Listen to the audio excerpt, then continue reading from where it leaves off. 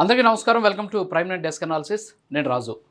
ఇటీవల జరిగినటువంటి ప్రపంచ పర్యావరణ దినోత్సవం సందర్భంగా జరిగిన వన మహోత్సవం అనేటటువంటి ఒక కార్యక్రమం జరిగింది. ఈ కార్యక్రమంలో ముఖ్యమంత్రి చంద్రబాబు నాయుడు, అలాగే ఉప ముఖ్యమంత్రి పవన్ కళ్యాణ్తో పాటు అటవీ శాఖకు సంబంధించినటువంటి ముఖ్య అధికారులు, ఐఏఎస్ అధికారులు చాలామంది ఈ కార్యక్రమానికి హాజరయ్యారు. అయితే ఈ సందర్భంగా పవన్ కళ్యాణ్ కొన్ని వ్యాఖ్యలు చేశారు ఆ స్టేజ్ మీద నుంచి. ఏంటి అంటే, ఒక పర్సన్ పేరెత్తి, అతని పేరు వచ్చేసి కొమెర అంకారావు. ఈ కొమెర అంకారావుకు ఉన్నటువంటి అర్హత నాకు కూడా లేదు అని చెప్పేసి ఆయన ఒక్కసారిగా వ్యాఖ్యలు చేయడంతో ఒక్కసారిగా సభంతా కూడా సైలెంట్ అయిపోయినటువంటి పరిస్థితి. ఏంటి పవన్ కళ్యాణ్ గారు ఇలాంటి వ్యాఖ్యలు చేశారు, అసలు ఎవరి కొమెర అంకారావు అని చెప్పేసి కూడా అందరూ ఒక్కసారిగా దాని మీద చర్చ స్టార్ట్ చేసినటువంటి పరిస్థితి. కాసేపటి తర్వాత చంద్రబాబు నాయుడు ఈ కొమెర అంకారావుని ఆంధ్రప్రదేశ్ ప్రభుత్వానికి సంబంధించినటువంటి అటవీ పర్యావరణ సలహాదారుగా నియమిస్తున్నాను అని చెప్పేసి ఆయన ప్రకటించాడు. దీంతో అందరి దృష్టి అంతా కూడా ఈ కొమెర అంకారావు మీద పడింది. అసలు ఎవరు ఈ కొమెర అంకారావు అనే దాని మీద చర్చ స్టార్ట్ అయింది. ఈ కొమెర అంకారావుకు సంబంధించి కొన్ని ఫొటోస్, వీడియోస్ కూడా గూగుల్లో దొరికినటువంటి పరిస్థితి. వెంటనే అందరూ కూడా సెర్చ్ చేస్తే ఈ కొమెర అంకారావు అనేటువంటి ఆయన భుజాన ఒక ప్లాస్టిక్ సంచి గోతం వేసుకొని అడవిలోకి వెళ్ళి అక్కడ ఉన్నటువంటి ప్లాస్టిక్ బాటిల్స్, ప్లాస్టిక్ వ్యర్థాలు ఏరుకొని తీసుకొచ్చి బయట భూమిలో కప్పెట్టడం, లేకపోతే రీసైక్లింగ్ చేసేటటువంటి పరిస్థితి ఉంది. మరి ఇలాంటి వ్యక్తిని తీసుకొచ్చి ఎందుకు ప్రభుత్వ సలహాదారుగా నియమించేటటువంటి అర్హత ఏముంది ఆయనకి అనేటటువంటి దాని మీద అందరూ కూడా చాలా ఆశ్చర్యంగా వ్యక్తం చేసిన పరిస్థితి. డిప్యూటీ సీఎం స్థాయి వ్యక్తే ఆయనకు ఉన్నటువంటి అర్హత నాకు లేదు అని చెప్పడం ఏంటి అనే దాని మీద అందరూ కూడా సర్వత్రా దీని మీద చర్చించినటువంటి పరిస్థితి. అసలు ఎవరు ఈ కొమెర అంకారావు? కొమెర అంకారావు ఎవరు అంటే పల్నాడు జిల్లా కారంపూడి అవుతుంది. సో ఈ కారంపూడికి సంబంధించినటువంటి ఇతను వాళ్ళకి అంటే వాళ్ళు ఉన్నటువంటి గ్రామానికి సమీపంలోనే ఈ ఏదైతే ఒక అడవి ఉంటుందన్నమాట. సో ఈ అడవితోటి స్నేహం చేసినటువంటి వ్యక్తి. అంటే నల్లమల అడవి ఉంటుంది. సో నల్లమల అడవిలోకి 14 సంవత్సరాల వయసులో ఉన్నప్పుడు ఈయన ఒకసారి అడవిలోకి వెళ్తాడు. అడవిలోకి వెళ్తే అక్కడ ఒక ప్లాస్టిక్ వ్యర్థం తిన్నటువంటి ఒక పక్షి చనిపోయి పడిపోయి ఉంటుంది. దాన్ని చూసినటువంటి అంకారావు చాలా చలించిపోతాడు అనమాట. ఏంటి ఈ పక్షి ఎందుకు ఇక్కడ చనిపోయింది అంటే ప్లాస్టిక్ వ్యర్థాలను తినడం వల్ల చనిపోయింది. వెంటనే ఎలాంటి జ్ఞానం కలిగిందో తెలియదు, ఎందుకు అలాంటి ఆలోచన వచ్చిందో తెలియదు, కానీ వెంటనే అంకారావు ఏం చేస్తారంటే ఆ రోజు నుంచి ప్రతిరోజు కూడా అడవిలోకి వెళ్ళడం, అడవిలో ఎవరైతే వచ్చేటటువంటి పర్యాటకులు ఉంటారో వాళ్ళు తాగి పడేసినటువంటి వాటర్ బాటిల్స్ కావచ్చు, వాటర్కి ఏదైతే ప్లాస్టిక్ కవర్స్ కావచ్చు, ప్లాస్టిక్ వస్తువులు ఏవైతే ఉంటాయో వీటన్నిటినీ కూడా ఉదయాన్నే ఇంట్లో కాలకృత్యాలు తెచ్చుకొని టిఫిన్ చేసి ఆయన బయలుదేరేస్తాడు అడవికి. వెళ్ళిపోయి అక్కడ ఆ ప్లాస్టిక్ వ్యర్థాలన్నీ కూడా సేకరించి సూర్యాస్తమయం అయ్యే సమయానికి ఇంటికి చేరుకొని ఇంటి దగ్గర పెద్ద గొయ్యి తవ్వి దాంట్లో ఈ ప్లాస్టిక్ వ్యర్థాలని కప్పెట్టి పర్యావరణాన్ని కాపాడేటటువంటి ప్రయత్నం దాదాపు 3 దశాబ్దాలుగా ఆయన చేస్తూ వస్తూ ఉన్నటువంటి పరిస్థితి. 10వ తరగతి తోటి ఆయన చదువు ఆపేశాడు. ఆ తర్వాత డిస్టెన్స్ మోడ్లో ఉన్నత విద్యని అభ్యసించాడు. అయితే పర్యావరణంతో స్నేహం చేశాడు, అడవితో స్నేహం చేశాడు.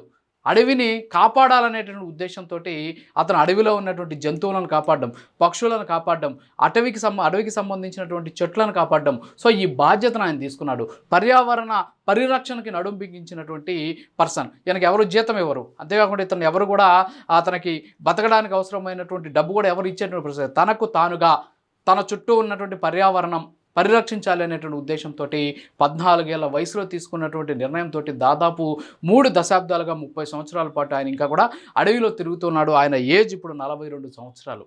మరి ఈ 3 దశాబ్దాలుగా ఎలాంటి లాభాపేక్ష లేకుండా, ఏమీ ఆశించకుండా కేవలం ప్రకృతిని కాపాడాలనేటువంటి ఉద్దేశంతో తిరిగినటువంటి ఈ కొమెర అంకారావుని ప్రస్తుతానికి ప్రభుత్వం పర్యావరణ అటవీ శాఖకు సంబంధించినటువంటి సలహాదారుడిగా నియమించినటువంటి పరిస్థితి కనిపిస్తుంది. ముఖ్యంగా ఇన్ని సంవత్సరాలుగా ఒక అంకిత భావంతో, ఒక రకంగా చెప్పాలంటే ఒక కమిట్మెంట్ తోటి ఈ విధంగా చేయడం అనేది నిజంగా గుర్తించాల్సినటువంటి అంశం.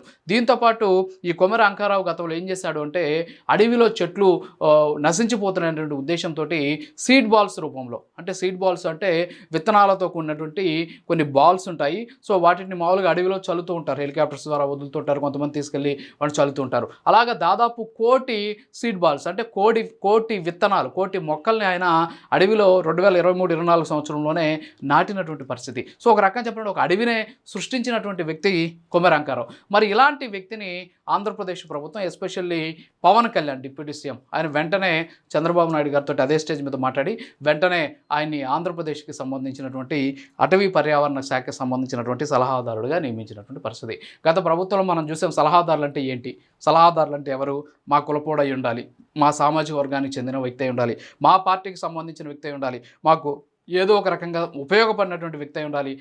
కొన్ని అర్హతల్ని పెట్టిందనమాట గత ప్రభుత్వం. ఏంటంటే ఖచ్చితంగా పార్టీ వాళ్ళకి, అసలు కనీస జ్ఞానం లేనటువంటి వాళ్ళకి, అసలు ఆ సలహాదారుడు పదవి తీసుకున్నటువంటి ఆ శాఖ ఏంటో కూడా తెలియనటువంటి వాళ్ళందరికీ కూడా సలహాదారులుగా నియమించుకొని కోట్లాది రూపాయలు ఇచ్చేసినటువంటి పరిస్థితి. కానీ ఇక్కడ డిప్యూటీ సీఎం పవన్ కళ్యాణ్ తీసుకున్నటువంటి నిర్ణయం ఒక పర్యావరణం కోసం ఎలాంటి లాభాపేక్ష లేకుండా ఒక కాగితాలు, ప్లాస్టిక్ వ్యర్థాలు, ప్లాస్టిక్ బాటిల్స్ని ఏరుకొని భుజాన ఏరుకొని వచ్చినటువంటి ఒక వ్యక్తి అతను చేసినటువంటి కృషిని గుర్తించి వందలాది మంది, వేలాది మంది ఒక మీటింగ్లో కూర్చొని ఉంటే, లక్షలాది మంది టీవీల్లో తర్వాత సామాజిక మాధ్యమాల్లో చూసేటటువంటి ఒక కార్యక్రమంలో ఆ వ్యక్తి ప్లాస్టిక్ బాటిల్స్ ఏరుకొచ్చేటటువంటి ఈ అంకితభావం కలిగినటువంటి కొమెర అంకారావుతో ఉన్నటువంటి ఆ అర్హత కూడా నాకు లేదు అని చెప్పేసి చెప్పుకోగలిగినటువంటి ఒక మహోన్నతమైన వ్యక్తి పవన్ కళ్యాణ్. అంతేకాకుండా కేవలం కొమర అంకారావే కాదు, ఈ ఇటీవల కాలంలో మనం చూస్తున్నాం కూటమి ప్రభుత్వం అధికారంలోకి వచ్చాక చాలామంది సలహాదారులు నియమించింది.